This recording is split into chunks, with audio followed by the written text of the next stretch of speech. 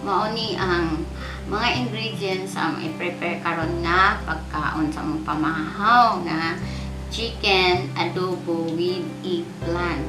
So mao ni mga kaashi atong eggplant ug kinipod ang ahos, bombay ug amo kung apilan aning sili kay kaning sili mga kaashi gikan ni sa amo ang tanom dito sa pinatilan. So amo pong sagulan ani fresh jud kayo ni kaysa ako pang kinakaingon wa jud ni kanang spray dayon mo to akong yun organic ang among gigamit ani mga kaashi.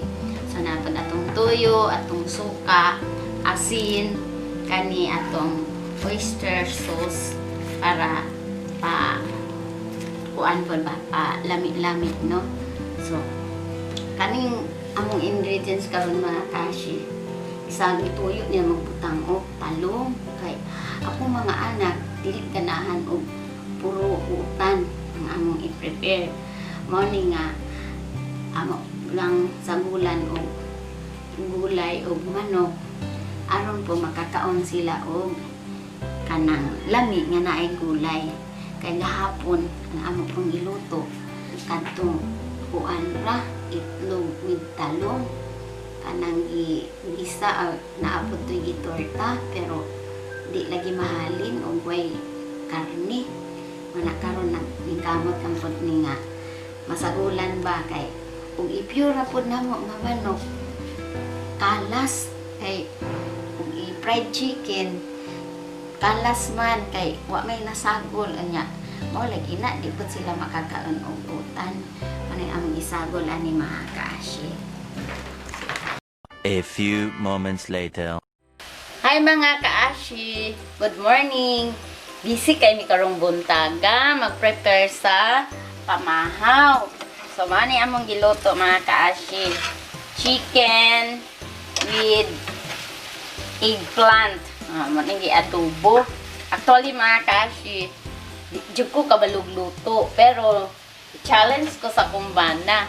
Kaya kong gitudluan ang saan pagluto kay para pod na ako'y makatunan kay lagi sa dito palagi Miss Amo ag-aharot yung hibaw agluto kuan ra sinugba kanang inanunan niya sinabaw nawa mi aning mga prito-prito kay wa may mantika ay dito sa amo good niya kanang kani among nilungag kani among kuan sudan karon mo ni ganahan sa among mga anak kay among mga anak hilig manggod og kanang lami mana naning kamot pug makaton og luto og lami kay ug daay biyahe ang kumbana makaluto pug og lami hinuon katunong akong anak mga kaashi nga panganay kadto si Godwin may natumuluto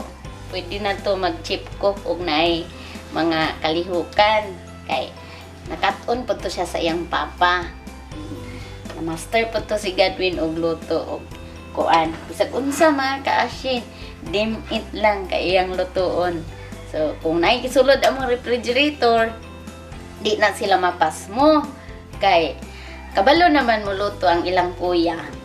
So mao po na akong gipasalamatan sa Ginoo ang mga bata kay maayo mang luto nya kanang di po sila maulaw mao nang ug manglakaw mi kung magabin-an mi ug mi mangadto di mi mabalaka basta nalay sulod ang refrigerator kay makakakat-on naman sila gluto bisan ang si Lloydwin si Mariel makabalo na po sila gluto pero ang master gyud sa ilang tulo ang ilang kuya Godwin anak mga kaashi.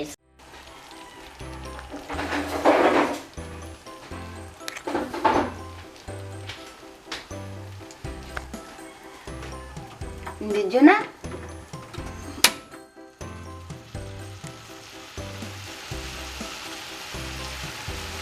Hi mga kaashi!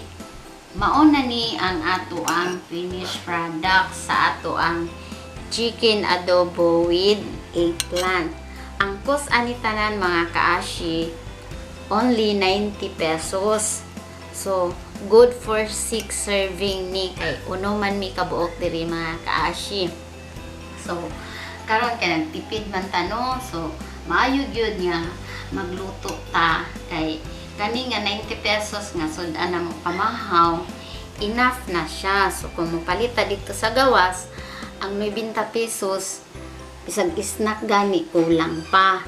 So mao na mga kaashi nga mas maayo gyud nga magluto ta dayon magtanom-tanom pud tag mga gulay para makasave ta, especially karon ang panahon nato no nga mahal ang pamaliton. Din aside pa pod nga sa kamahal sa pamaliton, wala po yung mga pamaliton nga kanang presko gyud kaayo no.